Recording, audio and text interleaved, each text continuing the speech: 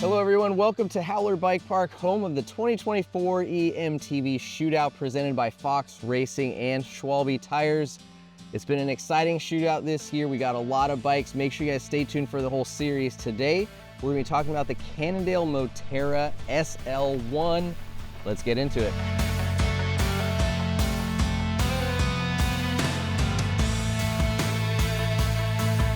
Yes, so this is Cannondale's newest e-bike, the SL1, and it is really just a really interesting kind of addition to the market, I think.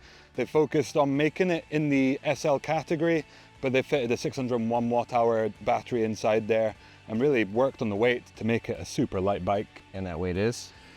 45.8 pounds. There we go. So this SL1 is a $8,750 build, and definitely one that we've been getting along with well. Fox factory suspension on there, a SRAM X01 Axis T-Type transmission, DT Swiss XM1700 wheelset, which technically isn't an e-bike wheelset, and definitely helps with the overall weight of the bike. Sean did manage to break one of these very early on in testing, but so far the replacement's holding up pretty well, so we're happy about that. And then yeah, Shimano EP801 drive unit with the full 600 watt power, 85 newton meters of torque. Overall, very impressive build for the price and the weight, I think. Yeah, it's a very interesting bike and one that we've definitely spent a lot of time talking about, both in terms of performance and just like theory, right? They call it an SL, you know, at under 46 pounds. I guess it's not quite a full SL, but it's definitely way lighter than a lot of the full power e-bikes. So a pretty light PL, maybe. It's a fun bike and an impressive weight. Some interesting geometry on it though. Yes. Some stuff that we really like, I think. Other things that won't be for everyone. Certainly polarizing.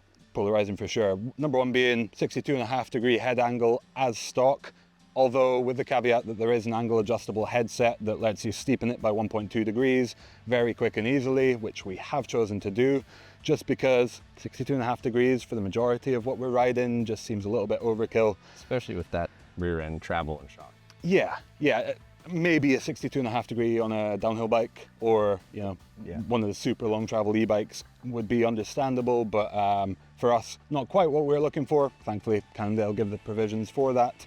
And then down on the rear end, in that flex pivot chainstay, 453mm chainstay, which is the longest on the test this year. Doesn't go entirely to preventing this from being agile, because it is so low weight and you know, nice low bottom bracket and just generally well integrated position. But yeah, definitely an interesting choice. Cannondale does also let you choose between a mullet setup or a full 29 on this 160, 150 bike, which I guess is part of the reason maybe that they've gone for the longer rear end in there, just to make sure you can get that. But yeah, overall, definitely a really interesting bike, but I think we should hit the trails to see how it's been performing so far.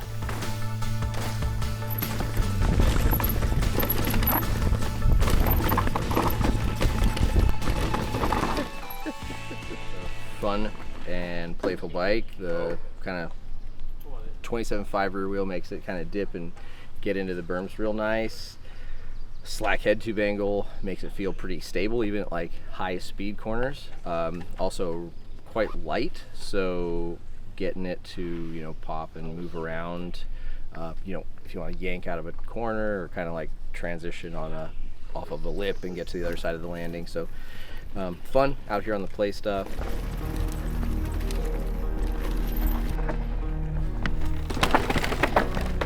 Whoa! Nick, Moterra SL, what were initial thoughts, impressions? Let's talk about like the fit of the bike, the geometry, and then kind of get into the climbing aspect of it for you. Yeah, so this bike fits pretty well as just kind of the all-around trail bike to me. The breech feels pretty natural. The seating angle is great when climbing.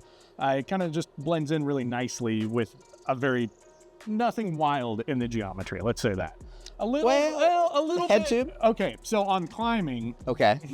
But I would say on downhills and everything, the geometry seems to be really accurate for precise, sharp turning. It sets into corners really well. Okay. For climbing, for me, this bike, it puts you in a very nice forward seating position. You're up over the front end. It doesn't like to rise very much with the power, which is really good, except for it has like a 63.7 degree head tube angle. In the steep position. And that's the steepest it gets. Yeah. And man, does that really want to wander. It doesn't really pick up for me on the climbs. It just wanders around. And for a bike that's kind of in the trail-ish category, that to me was a hard sell. Okay. I didn't so much find it wandering. I had trouble just on like tight switchbacks, you know, technical corners, and obviously it kind of made for a little bit longer overall wheelbase. So like kind of threading the needle, so to speak, you know, between rocks and stuff was a little interesting. I'm not sure how much of that is to do with the head tube angle at 63.7, more so the longest rear end on test. Okay. Which for, yeah, I think like you said, like the tightest bits of trail, the overall wheelbase does end up being pretty long for this style of bike. And it maybe is a little bit detrimental to the overall agility there. It definitely supports it in a climbing roll because it does put the power out farther behind you. Absolutely, it keeps that front end down a little bit, stops it being too hard to handle on the steepest bits. And that long wheelbase turns the bike to a very positive state in our test, right, later when it comes to the descending side of things. But to wrap up the climbing side of things, so let's talk drive unit, battery range, power. Nick? You know, it's a pretty well-powered system. I think the new Shimano motor has caught up with the rest of the competition in total torque output. Really, I like the algorithm that they're using in this, or the tune that they're using in this bike. It feels very natural. It doesn't feel like you're just soft pedaling a bike. It supports you when you want it.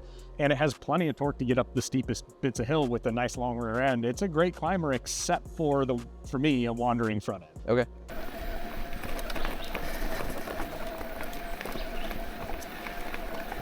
Yeah, I think something worth noting is kind of on climbing and weight, right? I thought that the suspension platform, yes, it is efficient.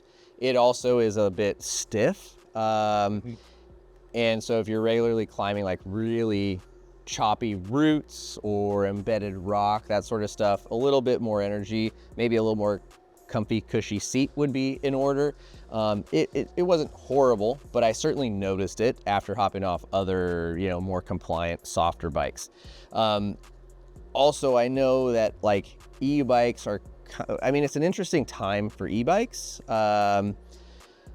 Some people are like going up in battery size. You know, we're seeing like 900 watt hour batteries. More bikes that were in the 6s are now in the 7s. So to have a bike come out with a 600 watt hour battery, but still be a full power bike, you know, I feel like last year people would have been like, that's too small of a battery, deal breaker. But I think now more people are opening up to, I don't actually need to charge, you know, like never charge my bike.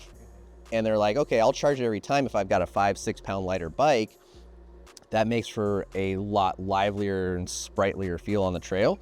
And I mean, a 600 watt hour battery will last you a pretty significant time. I mean, we had days where we put in, you know, a few thousand feet and we didn't drain the battery on this thing. Especially if you're using the modes and tailoring it, and you get also the ability to have up to 15, 16 modes of micro tune where you can really, you know, if you need to maximize the range on a day for whatever reason, if you're going really trying to cover some big miles, you can really focus on, you know, how much power do I need at any given time, making sure it's not over juicing you. And yeah, I think combine that with the low overall weight, it's 600 watt hours is probably enough.